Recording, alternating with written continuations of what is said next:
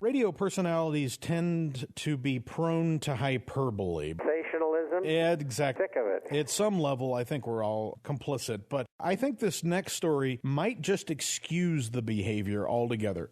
No money for street lights, roving packs of wild dogs, and open-air drug markets. The author says economic collapse is already underway in many U.S. cities. Nearly all U.S. cities are either bankrupt or on their way through that dreaded threshold. Two holdouts are New York City and Washington, D.C. Things are so bad that street lights are out in many areas. Families are requiring protection just to walk their kids to and from school, thanks to packs of wild dogs on the streets. The article goes on to say that we haven't crossed over into Mad Max territory yet, but we may not be too far off from that point.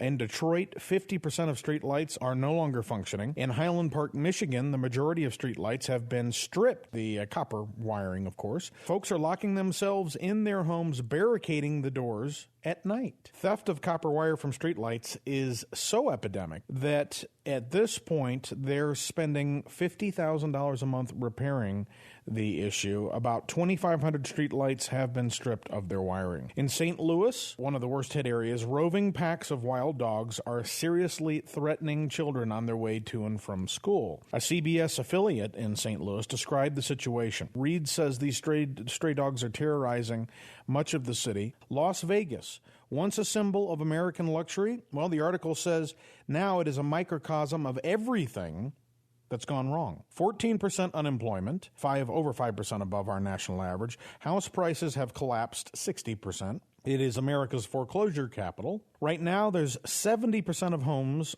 that are thought to be underwater, but I think, Bob, you'll recall that story from about a year ago. 89% of all homes in the Las Vegas area with mortgages were underwater. 9 out of 10 upside down, worth less than they paid for them. And by the way, toxic mortgages were rife. The adjustable rate mortgage fiasco was a major impetus in driving those prices. 34% of locals, 1 out of 3, admitted that they would immediately leave Las Vegas if they could find a job or they weren't underwater on their home loan. I think that's correct. I know people who live there. I talk to them frequently. It is that bad. In fact, the schools are so bad, and we discussed this before. The children are like roving packs of wild dogs. Privately run Christian schools are opening, and the reason why is the children are not only attacked in school, it's very, very bad.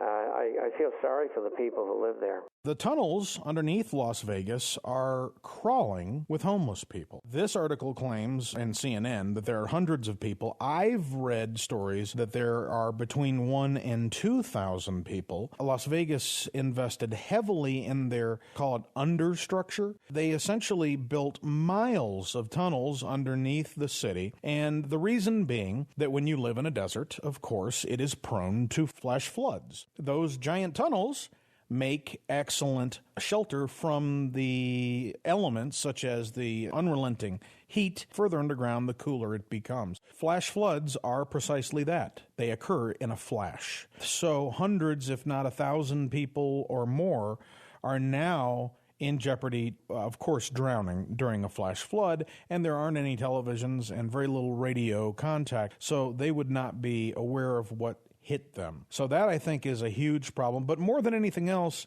it's a sign of how bad things are getting. The article moves on to what he calls Lost Angeles. Homelessness is exploding. Thousands of people on the streets. Los Angeles is just known for its skid rows. The lucky ones, the article says, have tents, but most people are just covering themselves with cardboard boxes. Police are claiming there's only 1,600 people, but it's still twice as many as last year. Families who are entered foreclosure, unemployment is the big problem there right now.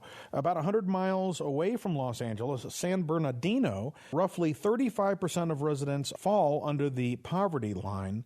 And, of course, only Detroit has a worse poverty level. But in case you are beginning to think this is a problem out west for the most part, think again. Not only Detroit in the east, but now Camden, New Jersey. It's being titled the City of Ruins, and the unemployment rate is roughly 40%. This is third world status. There is no opportunity. People are desperate. I think that's all true. It is, in its own way, worse than the poverty, say, in Latin America. You've had institutionalized poverty for many, many years south of the border, so to speak. If things get worse, they're not much worse, because how could they be? I mean, these people at the bottom of the bucket already, but in the United States, it's totally different. I mean, you've got people led perhaps middle class or upper lower class lives, and now they're just simply been thrown to the dogs, so to speak. And it's going to get a lot worse. They have done nothing to address employment in America. They save the financial institutions, they save the government, and that's all they're worried about. I'd like to move on now to another interesting story from Bloomberg. Bank of America is apparently shifting its derivatives from its Merrill Lynch, or now I guess it's just called Merrill, investment bank, over to the federal discount window to be protected by the FDIC. No one is really, I think, covering this very closely, but it's the investment bank's European derivatives. And those will essentially be backstopped, if you will, by the U.S. taxpayer. Apparently, J.P. Morgan is doing exactly the same thing, to the tune of $79 trillion in notional derivatives guaranteed by the FDIC and the Federal Reserve. If and when Europe finally falls into disrepair, the U.S. taxpayer will be on the hook for 7 times the GDP in credit default swaps. Insurance, and that's sold by the Bank of America and J.P. Morgan. The exposure is probably far worse, says the author of this article, because there are no regulated exchanges to keep an eye and a tab. What they're doing is they're moving dubious assets sideways. Sideways happens to be to the federal government, which happens to be you and I. And what the banks are essentially doing here is saying, oh, this is wonderful, the government's going to take all of our bad debt, and they're going to take care of it, and the public will pay for it. Now, these are the same people who caused all these problems in the first place. If that is not treasonous, I don't know what is. And, Bank of America's holding company, we're talking about 75, once again, to $80 trillion. And I hope folks can really try to wrap their minds around what $1 trillion is. 1,000 billion. Or think of it this way, 1,000,000 stacks of $1 million. 80 million stacks of $1 million each. We're talking about $1 million for every working person in the United States.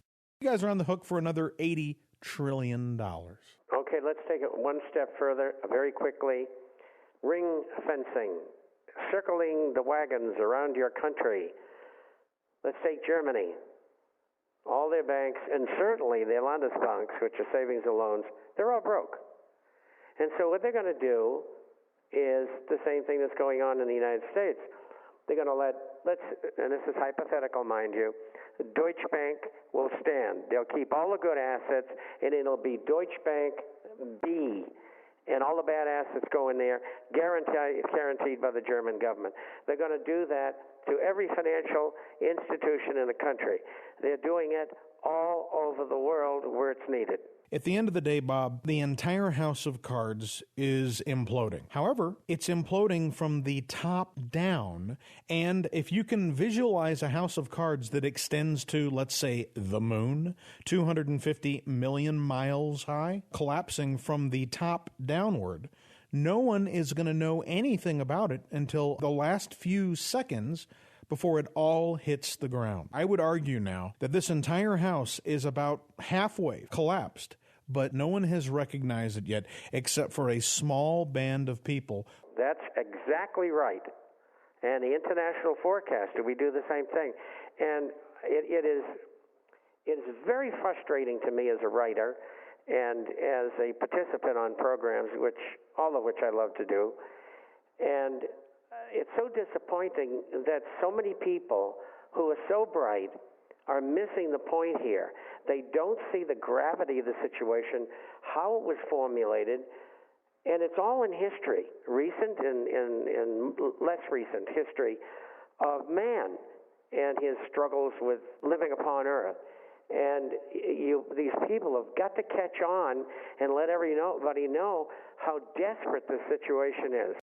Very sharp people who really didn't spend enough time studying the history that you just spoke of are now finding out that this time it truly is different, and that our success has fooled us into thinking that we cannot fail. The system is finished. Last weekend, I had the honor of moderating the panel discussion at the Chicago Resource Expo. As always, there were experts from across the precious metals spectrum. Each time I participate in an event like this, there is often one comment or idea that crystallizes the essence of the discussion. A statement by Dr. Michael Berry, publisher of Morning Notes at DiscoveryInvesting.com, really summed things up for me. He said, "We are not in a cyclical depression. We are experiencing a structural failure." Let me say that again, and I want you to let the meaning of those words sink in. We are not in a cyclical depression. We are experiencing a structural failure. This was the first time I have heard a resource expert describe the state of the global economy as a structural failure, and I couldn't agree more. He went on to say that all debts must be settled before another credit cycle can begin. And unfortunately, that's just not happening in the global game of extend and pretend. I asked the panel to elaborate on what they thought a structural failure would look like. Several suggested it would be an amplification of the current level of economic suffering that many people are experiencing. The U6 unemployment number, currently over 16%, that measures unemployed and underemployed people, would increase. The 45 million plus Americans currently on food stamps would increase. Some thought movements like Occupy Wall Street would gain more widespread appeal and could potentially evolve into some kind of civil unrest. It was clear that the challenge we all face is also the opportunity we all share. At the heart of every crisis is an unrealized opportunity. The secret is to find it, leverage it, and if possible, profit from it. My view is that a structural failure is the equivalent of hitting the reset button on the global economy. Right now, banks, governments, and bondholders are playing a fanatical game of economic musical chairs. No one wants to lose. In fact, each player thinks they can actually win. What none of these players wants to admit is that in the end, they will all lose. It's not a question of if the game will end. It's simply a matter of when the game will end. Chris, because so much is happening so fast in the world of gold, I'll once again be attending the New Orleans Investment Conference next week. I urge all GoldSeek radio listeners to join me, and if any listeners would like to meet informally while in New Orleans, please send an email to robert@conquerchange.com. And until next time, this is Robert Ian with ConquerChange.com.